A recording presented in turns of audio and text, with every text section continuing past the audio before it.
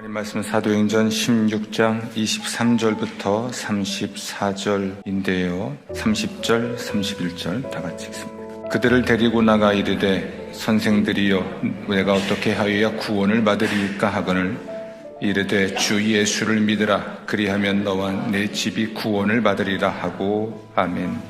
히브리서는 모든 사람과 더불어 화평함과 거룩함을 따르라 이것이 없이는 아무도 주를 보지 못하리라 라고 말을 해요. 그래서 모든 사람과의 화평과 거룩이지만 특히 가정에서 이 화평과 거룩함을 이루라고 주님께서는 말씀을 하십니다. 오늘 이야기의 주인공은 빌립보 감옥을 지키고 있던 한 간수입니다. 사도 바울은 빌립보에서 예수님의 십자가 복음을 전하다가 체포가 됐고요. 그리고 옷이 찢겨졌고 매를 맞았는데 그리고 옥에 갇혔습니다. 그 감옥은 깊은 감옥이었기 때문에 아마도 동굴로 보입니다. 따라서 탈옥할 수 있는 가능성은 전혀 없었죠. 근데 바울이 그 감옥에서 기도하고 하나님을 찬양을 했습니다. 하나님 억울합니다. 이 감옥에서 꺼내주십시오. 이렇게 기도한 게 아니고 하나님을 찬양하는 겁니다. 그때 기적이 일어났습니다. 지진이 일어나고 옥문이 열리고 그리고 단단히 채워놨던 착고가 그냥 풀어졌습니다. 감옥을 지키고 있던 간수는 놀랄 수밖에 없죠. 옥문이 열렸기 때문에 행여 죄수들이 도망갔을까봐 그는 자살을 하려고 합니다. 사도 바울이 그때 내 몸을 상하지 말라 우리가 다 여기 있다라고 크게 소리 질렀습니다. 보통의 죄수들은 문이 열리면 착고가 풀어졌으면 탈옥하는 게 맞죠. 우리 이렇게 생각할 수도 있습니다. 하나님께서 지진을 통해서 나를 구원하시려나 보다. 그리고 옥을 지키고 있던 간수가 칼을 빼서 자살하려고 하면 죽거나 말거나. 근데 바울은 멍청하게도 아직도 그 감옥에 있습니다. 그리고 자살하려고 하는 이 간수를 말립니다. 놀라기는 간수가 놀란 것 같아요. 그는 무서워 떨며 바울 앞에 엎드렸습니다. 그는 말합니다. 어떻게 해야 구원받을 수 있을까요? 어떻게 해야 신의 진노를 벗어날 수 있을까요? 이런 질문이었을 겁니다. 그때 바울은 전혀 예상치 못한 신을 소개합니다. 주 예수를 믿어라.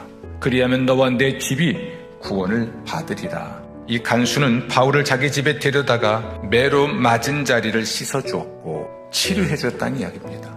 음식을 차려 주었습니다. 그리고 온 가족을 다 불러 모았습니다. 그 빌립보 감옥의 간수로서 하인 혹은 하녀들을 불러 모았습니다.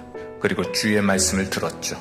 사람은 어떻게 구원받을 수 있을까? 이것에 관한 주의 말씀을 전했는데 곧 주 예수 그리스도에 관한 십자가 복음을 전했을 것입니다.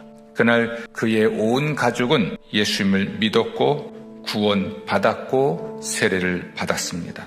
현대의 가족은 이것을 이해하기 어렵습니다. 심지어 가능하지도 않습니다. 남편이 아내에게 신앙을 강조할 수 없습니다. 부모가 자녀에게 기독교 신앙을 강요하거나 강조할 수도 없습니다. 복음 전도를 위해 세운 미션 스쿨에서마저도 예배를 강조할 수도 없고 목회자를 양성하는 신학대학 안에서도 그 대학에 입학한 학생들에게 신앙과 경건 훈련을 강요하거나 강조할 수가 없습니다. 그런데 이게 옳은 것일까요? 여호수아라는 사람이 있습니다. 이런 말을 해요. 하나님을 섬겨라. 그리고 하나님을 섬기는 가정이 되라. 이런 권면을 하는 토대로 한 명이 1000명을 쫓을 수 있을 것이다. 왜냐하면 하나님이 싸우시기 때문이다.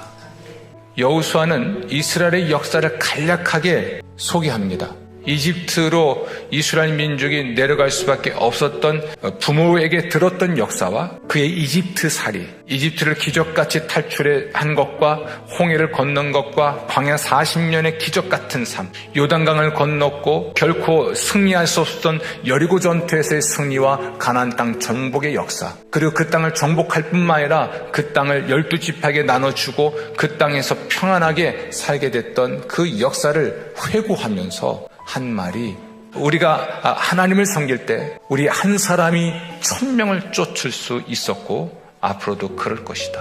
왜냐하면 하나님이 싸울 것이니까. 그는 역사의 산 증인으로 하는 말입니다. 여호수아 시대에 여호수아와 함께 동고동락했던 그 사람들이 죽고 난 후에는 전혀 다른 세대, 하나님을 모르는 세대가 등장합니다. 역사의 산 증인이고 하나님의 은총을 직접 경험한 세대가 자녀들이 하나님을 섬기도록 하지 못해서 그래요. 여러분, 사사시대는 자기 소견에 옳은 대로 사는 시대입니다. 이게 우리 시대입니다. 신앙 자유다. 믿고 싶으면 믿고, 믿고 싶지 않으면 안 믿어도 돼. 그건 너의 자유야. 이 정신에 지금 우리 기독교인들도 사로잡혀 있습니다. 여러분, 속으면 안 돼요. 가정이 혼란에 빠집니다. 신앙 유전자가 달라져 버렸어요. 부모의 신앙과 자녀의 신앙이 달라요. 그래서 다른 세대가 등장합니다. 여러분, 가정이 화목하기 위해선 어려서부터 신앙을 강요하고 강제하셔야 돼요. 하나님을 사랑하고 온 가족이 하나님을 사랑하게 하라. 그것이 집안의 가풍이 되게 하는 건데요. 이게 신앙 유전자를 갖게 하라는 이야기예요. 신앙 유전자가 같으면 가정이 화목해집니다. 가정 또는 개인적인 위기, 위험 앞에서 같은 신앙으로 같은 하나님을 찬양하고 사도 바울처럼 함께 찬양하고 함께 기도하죠.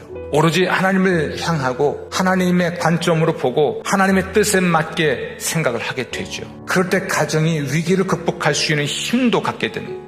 신앙 유전자를 한번 점검하십시오. 그리고 가정이 신앙 안에서 화목할 수 있게 되기를 힘쓰십시오. 그 가정이 1000개의 가정을 구원할 수 있고 그 한 사람이 일당 1000의 능력을 갖게 될 텐데 하나님이 함께 하시기 때문에 그렇습니다.